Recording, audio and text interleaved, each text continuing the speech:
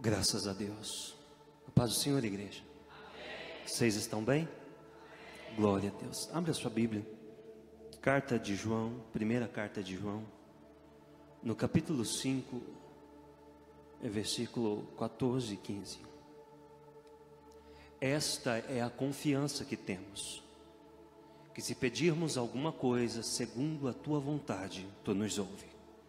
E se sabemos que tu nos ouve em tudo o que lhe pedimos, sabemos também que já alcançamos os pedidos que lhe fizemos. Amém? Você entendeu essa palavra? Esta é a confiança que temos, que se orarmos pedindo alguma coisa segundo a sua vontade, tu nos ouve. E se tu nos ouve em tudo que lhe pedimos, sabemos também que já alcançamos. Diga comigo, alcançamos. Alcançamos. Diga comigo, se eu oro, Deus ouve. Se Deus ouve, eu alcanço. Aleluia. Então o nosso problema é orar. Porque se eu oro segundo a vontade de Deus e Ele me ouve, e se Ele me ouve, Ele me dá, o nosso problema é que nós não oramos. Então eu quero começar essa mensagem, é a primeira vez que eu estou na casa, mas eu venho aqui com uma mensagem de confronto. Como está a sua vida de oração? Vamos lá, vamos ser sinceros, vamos ser honestos conosco mesmo. Como nós estamos levando a nossa vida de oração? Onde é que nós queremos chegar? Que vida espetacular nós achamos que vamos ter sem uma vida de oração? Onde você acha que você vai chegar? O que você acha que você vai conquistar sem desenvolver uma vida de oração? Sabe onde nós somos roubados? Nós somos roubados quando o diabo nos convence de não orarmos.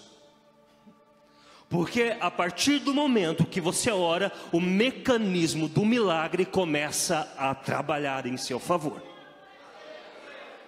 Então diga comigo, toda a estratégia do inferno é paralisar a minha oração. Porque se o diabo consegue parar você na oração, ele atrapalha todo o andamento da sua vida.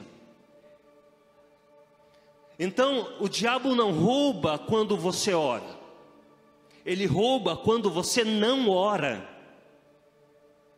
E a maioria de nós estamos batendo cabeça, dando murro em pontas de faca, descabelando, querendo bênção e vitória, mas ainda não entendemos que a vida de vitória que queremos viver começa no lugar de oração. Então o que é vitória hoje? Vitória hoje é você fazer tudo errado, é você andar errado, fazer as coisas da sua cabeça, tomar as decisões segundo os seus critérios.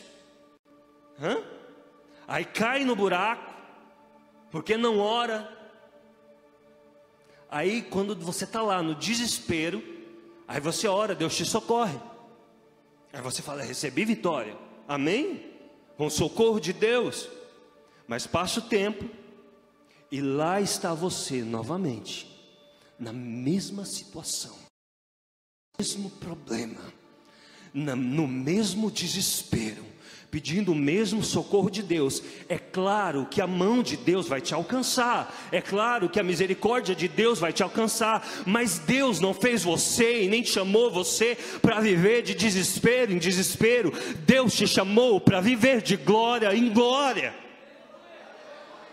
Deus chamou você para viver uma vida espetacular. A palavra de Deus diz: eu vim para que vocês tenham vida, e vida com abundância. E você não pode aceitar nada menos do que isso. Você está vivendo uma vida abundante? Pergunta aí para o seu irmão: você está vivendo uma vida abundante? Você acha que Jesus Cristo foi à cruz, o Calvário, e morreu por você, para você não viver uma vida espetacular? Para você viver uma vida de miséria, de lutas e problemas? Não, Deus fez o sacrifício completo, e Ele ainda diz: se o próprio Deus deu seu Filho, que mais Ele não faria? Diga: eu tenho direito de uma vida abundante, porque Jesus Cristo conquistou na cruz do Calvário. Então o que você tem que fazer para viver essa vida abundante? Vida de oração. Sabe, a gente entra na igreja e a gente acha que, não, agora eu me converti e eu estou frequentando os cultos. E a gente acha que evangelho não, eu posso ir para a igreja e aí eu não tenho um compromisso de oração. Eu frequento os cultos, eu pago meu dízimo, mas eu não tenho um compromisso, uma vida de oração. Sabe, uma agenda? Quem sabe o que é uma agenda? Agenda. Você tem os horários lá, 8 horas da manhã, né, meio-dia eu tenho o meu almoço. Você tem na sua agenda o horário da sua oração? Você tem? Você tem na sua casa o lugar de oração? Você tem lugar para comer, você tem lugar para assistir televisão, você tem lugar para guardar o seu carro, você tem lugar até para o cachorro, mas você tem um lugar de oração? Peraí, deixa eu te avisar uma coisa: o quanto você ora é o quanto você é crente.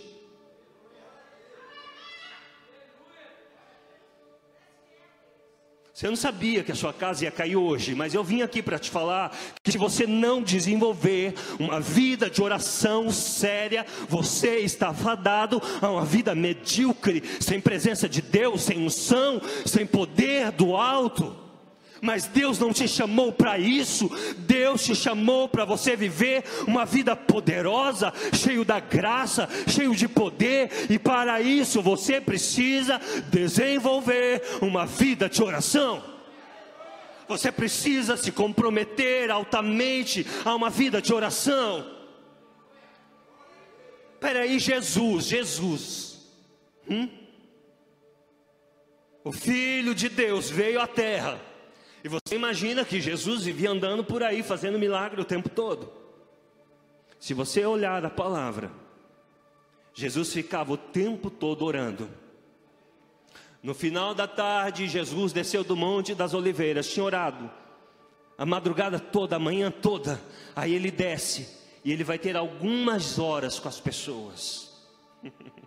E você não entende porque emanava tanto poder da vida de Jesus. Por quê? Porque ele não estava o tempo todo online, ele não estava o tempo todo com as pessoas, não, ele estava o tempo todo com o Pai, na intimidade, na presença do Pai. E quando ele saía, milagre saía dele. É para isso que Jesus te chamou, para você ser um emanar do céu. Sabe o que é isso? Uma fonte de milagres. Deus te chamou para ser uma cópia dele neste tempo. Onde você acha que você vai chegar sendo uma vida de oração? Jesus orava o tempo todo. Jesus orava 12 horas seguidas. Será que ele precisava? Se você olhar para os homens da Bíblia, a Bíblia diz que Moisés, ele costumeiramente, diga comigo, costumava. Não só os profetas que vão morar nos céus, que estão acordados. Costumava, querido, não é de vez em quando, é todos os dias. Sabe o que ele fazia? Ele estava lá, prefeito de uma cidade de 3 mil habitantes, lá no meio do deserto, amém? 3 milhões de habitantes. Aí ele deixava a bagunça toda, toda a demanda daquele povo, todas as responsabilidades que ele tinha, compromissos que ele tinha, cuidando daquela gente toda, ele largava tudo, e a Bíblia diz que ele montava uma tenda do encontro fora do arraial, e aí ele ia ter o momento dele com Deus. Lá dentro do arraial tinha a tenda da congregação, que todo mundo ia, todo mundo poderia chegar até o portão, mas também disse que quem quisesse poderia montar uma tenda lá fora, a tenda do encontro. Aí Moisés largava todo mundo, pegava as varas da tenda, pegava toda a tralha da tenda e caminhava no meio da cidade, no meio daquele povo, no meio do arraial. Moisés, preciso ir. Agora eu vou orar. Moisés, a casa está caindo ali. Agora é o meu momento com Deus. E ele chegava lá e ele não terceirizava. Você terceiriza oração, querido? Terceiriza oração? Fica aí nos WhatsApp, irmão, ora por mim que minha casa está caindo aqui. Só vive pedindo oração, mas não entendeu ainda o compromisso da vida de oração. Terceirizava não, ele poderia falar assim, ó Josué, vai lá, pega as coisas que eu preciso, pega as varas da tenda, pega a lona da tenda e monta uma tenda para mim lá no meio do deserto, que 3 da tarde eu vou lá fritar na oração. Não, terceirizou não. Ele pegava, ele tinha um encargo, ele tinha um compromisso, ele tinha um entendimento que aquele era o papel dele, e ele ia para a tenda do encontro, e sabe o que acontecia lá? Uau! A glória de Deus vinha sobre a tenda, e quando Moisés saía de lá, o rosto dele brilhava com a glória de Deus. Aí você, eu não sei porquê eu não recebo, eu não sei porquê que fulano vive milagres e eu não vivo. Se você não buscar, se você não se comprometer altamente com Deus, de desenvolver uma vida de oração, milagre algum e sobrenatural algum você vai viver. E nós somos, eu usava a expressão da missionária Renilda, tão cara de pau, que a gente acha que a gente consegue engrupir Deus. Então eu vou para a igreja, eu vou passar o domingo inteiro lá na igreja, eu vou ensaiar, vou dançar balé, vou fazer não sei o quê, eu vou fritar a coxinha na cantina, é o meu culto. Agora nós estamos substituindo o culto pelo serviço. Agora nós estamos negociando a adoração com o serviço. Então estamos envolvidos com o trabalho, estamos envolvidos com a obra de Deus e o nosso culto.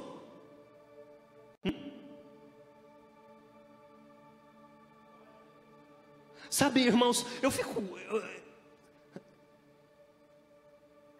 É inquietante como as igrejas começam a se movimentar. As pessoas começam a se movimentar, elas querem atrair, elas querem fazer. Só que elas não vão para o lugar da oração, para receber revelação de Deus, para a partir da revelação, elas terem um serviço nascido de revelação. Não, como não oram, então ele tem que copiar o mundo, eu tenho que ser uma cópia, eu tenho que inventar coisas, eu tenho que inventar uma coisa para Deus abençoar. Então eu tenho um projeto, e eu faço as contas, e eu desenho o projeto, e eu gasto tempo, eu não durmo à noite sonhando, tomo decisões, invisto.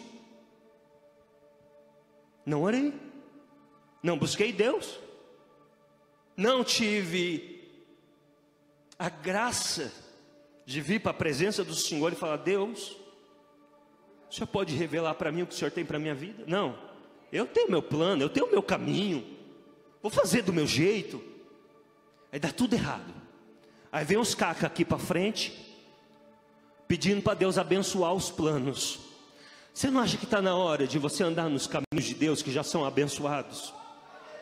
Você não acha que está na hora de você sentar com o Espírito Santo e falar: Espírito Santo, a tua palavra diz que antes da fundação do mundo, o Senhor sabia tudo sobre mim, sabia tudo sobre cada dia que eu viveria. Antes que eu fosse formado no ventre da minha mãe, eu era um líquido informe, e o Senhor desenhou o projeto ao meu respeito. A tua palavra diz que antes da fundação do mundo, o Senhor me elegeu nele.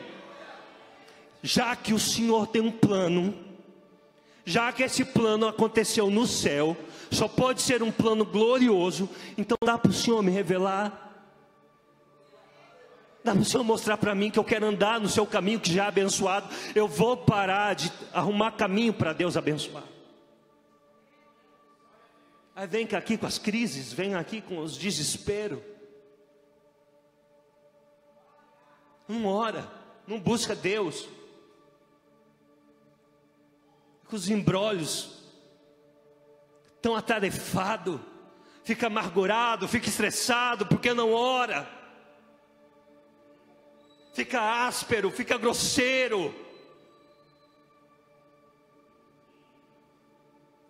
tratando as pessoas mal, tratando as pessoas com grosseria. Você acha que Jesus vai fazer alguma coisa na sua vida enquanto você não passar a tratar as pessoas em amor, com respeito, com amor de Cristo? Vitória alguma terá na sua vida se você não entender isso, se você não deixar o Espírito Santo trabalhar no seu caráter, trabalhar nas suas emoções. É no caminho da oração que Deus vai tratar isso com você. O nosso problema é que nós estamos orando para convencer Deus de fazer as coisas para nós. Se você for orar para convencer Deus de fazer as coisas para você, a sua casa caiu. Você não vai orar para Deus fazer as coisas, você vai orar para Deus revelar o caminho dele, você entrar na bênção, porque é segundo a tua vontade. Porque agora parece que Jesus virou um grande Papai Noel, que você chega com a lista, e agora Deus é obrigado a fazer os seus pedidos acontecerem. Me dá meu carro, me dá minha casa, me dá minha promoção no emprego, e se possível mate todos os meus inimigos. Então a gente quer orar para tentar convencer Deus. A gente quer fazer jejum para convencer Deus. Até para buscar poder, querido, a gente está orando assim, para poder se manifestar, para poder aparecer.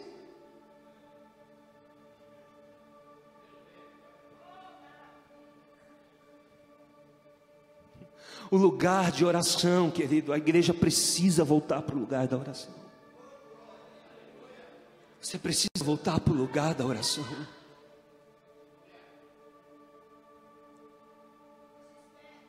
Daniel orava 3 vezes ao dia.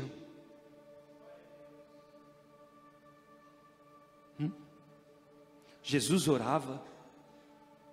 Os discípulos de Jesus oravam. Os grandes homens da Bíblia que viveram coisas espetaculares oravam. Os pais da igreja oravam. Os profetas, os apóstolos, os pais da igreja, o fundamento da igreja é na oração. Aí você fala: eu sou muito ocupado. Sabe o que é? É que minha vida é muito ocupada, eu tenho que fazer faculdade, eu não tenho tempo. Ah, é? Então se prepare para grandes decepções. Sabe o que Martinho Lutero disse? Eu sou ocupado demais para não orar pelo menos 2 horas por dia. Sabe o que ele está dizendo? Eu tenho tantas coisas para fazer, a minha barra é tão pesada, eu tenho tantas responsabilidades, o meu dia é tão agitado, que se eu não orar, eu não consigo fazer nada e nada dá certo. Porque quando você vai para a presença de Deus, quando você vai para a vida de oração, o óleo fresco vem sobre a sua vida. Sem oração é ferro no ferro. Sabe uma engrenagem? Uma engrenagem, ferro no ferro. Vai sem óleo, sai do lugar sem óleo. Não emperra, não sai do lugar. Por quê? Porque não tem óleo. Mas quando você vai para a presença de Deus, o óleo precioso vem e as coisas começam a fluir. As coisas começam a andar. Aí não é mais na força do braço. Aí você não precisa gritar com ninguém. Você não precisa se descabelar para conseguir uma vitória. Por quê? Porque está fluindo no propósito de Deus. Aprenda a vida de oração. Aprenda a orar. Jovem, você precisa de orar. Quem tem aqui menos de 18 anos? Você precisa de orar. Você precisa orar. Não é porque é criança, que é adolescente, não precisa orar, não. É você que precisa. Você quer ter uma vida espetacular? Quer ter uma vida sobrenatural? Quer que as portas se abram para você, ter um futuro todo pela frente? Não é pessoa, não é ninguém que vai fazer nada por você, porque se Deus não abrir a porta para a sua vida, você pode ter 30 diplomas na sua parede, nada vai acontecer de bom. Se você não tiver uma vida de oração, você pode ter muitos amigos, você pode ter bom emprego, mas a sua vida não vai fluir, porque tem vitória quem ora. O único lugar onde milagre vem antes da oração é no dicionário. Só. Você vai lá no dicionário, M, milagre. Depois tem o O, oração. É só lá. Tirando o dicionário, na vida real, na vida real só prova milagre quem tem vida de oração.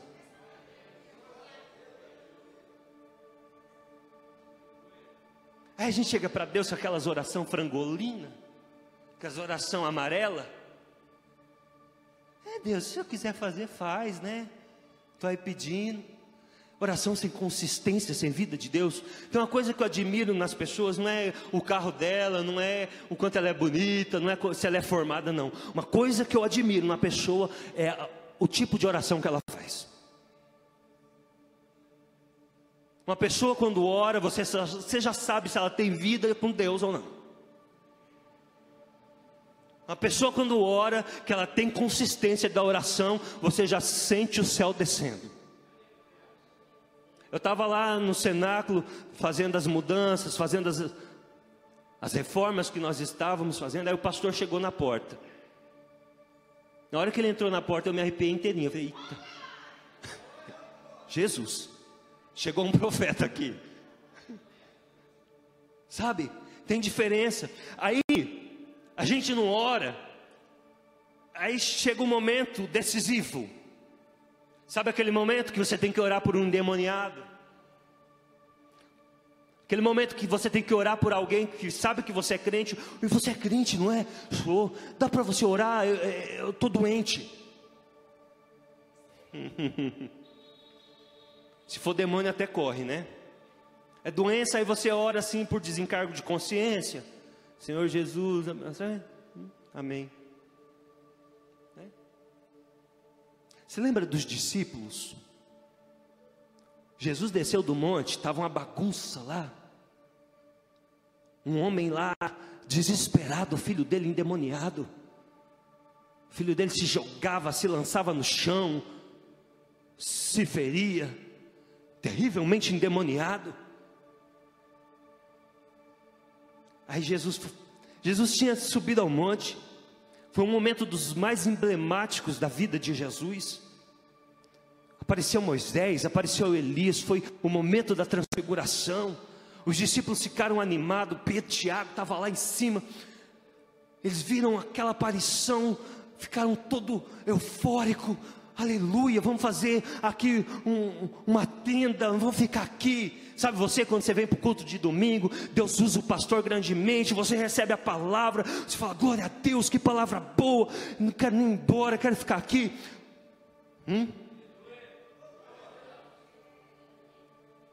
Mas aí tem que descer o monte, não dá para ficar a vida inteira lá em cima. Aí você tem que vir para a realidade da segunda-feira. Aí você tem as montanhas que você precisa transportar. Aí você tem os mares que precisam ser abertos. Aí você chega diante da montanha, a tua palavra diz, aí não funciona. A montanha continua lá, o mar continua lá. Sabe por quê? Sem poder. Sem poder. Não tem poder. Aí vai expulsar demônio, não sai. Vai orar por cura, não cura. Igreja sem poder. O sal, se for insípido, só serve para ser pisado. O sangue de Jesus tem poder. Que esse demônio de frieza espiritual saia da sua vida hoje, e que você assuma um compromisso sério com Deus, de se levantar na madrugada e de ser uma pessoa de oração. Fica de pé, já o horário já foi.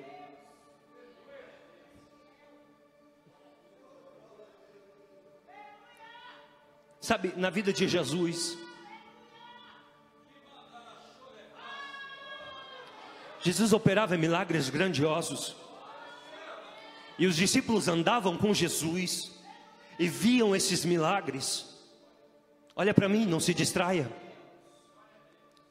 Eles viram o pão sendo multiplicado, o peixe sendo multiplicado. Eles viram Jesus ressuscitando o filho da viúva de Naim. Eles viram Jesus ressuscitando a filha de Jairo. Eles viram coxos, aleijados e cegos, tantas pessoas sendo curadas. Mas quando Jesus estava para deixar e subir ao céu, quase no final do ministério de Jesus,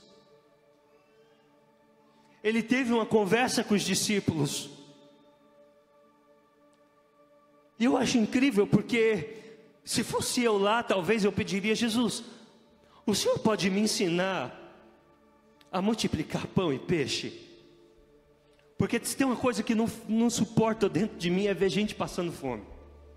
É uma coisa que dentro de mim, sabe, ver gente com fome para mim é muito dolorido. Então eu acho que eu pediria isso: me ensina a fazer isso, que eu quero abençoar a vida das pessoas. Eu não sei o que você pediria para Jesus. Talvez você pediria para Jesus te ensinar a ressuscitar mortos. Talvez você pediria para Jesus te ensinar a curar enfermos. Talvez você não suporta a dor dos outros, não suporta ver as pessoas sofrendo. Mas os discípulos olharam para Jesus e sabe o que eles disseram? Ensina-nos a orar. Porque eles descobriram que todos os milagres que Jesus fazia partia do lugar de oração. Eles descobriram que a vida de poder que Jesus tinha não era porque Jesus era o Filho de Deus, porque quando Jesus veio, Ele veio como eu e você. É ou não é? Você acha que o Jesus operou os milagres que operou pelo poder dele? Não. Não, ele veio vazio. A Bíblia diz: sendo ele achado em forma de Deus, não teve por usurpação em ser igual a Deus. Antes aniquilou-se a si mesmo, tomando forma de servo e se humilhando até a morte, e morte de cruz. Sabe o que ele está dizendo? Ele era Deus, estava com Deus, tinha todo o poder. Mas quando ele decidiu vir igual eu e você. Ele se despiu da capa de poder, de autoridade que ele tinha de Deus, e veio vazio. E como ele operou milagres, como ele fez o morto ressuscitar, como é que ele conseguiu produzir tantos milagres? Ele tinha uma vida de oração. Você entendeu isso? A vida sobrenatural que você quer viver está disponível para você. A vida de oração que você quer viver é possível, é tangível. Feche os seus olhos. Pai, a sua igreja está aqui diante da sua presença. Recebemos uma porção poderosa da sua palavra. fomos confrontados pela palavra esta noite e entendemos que precisamos sair daqui esta noite com a decisão de sermos pessoas de oração. Nos fortalece, nos ajuda a desenvolver essa vida de oração. Nos perdoa por não orarmos em nome de Jesus. Amém. Amém. Aplauda o Senhor.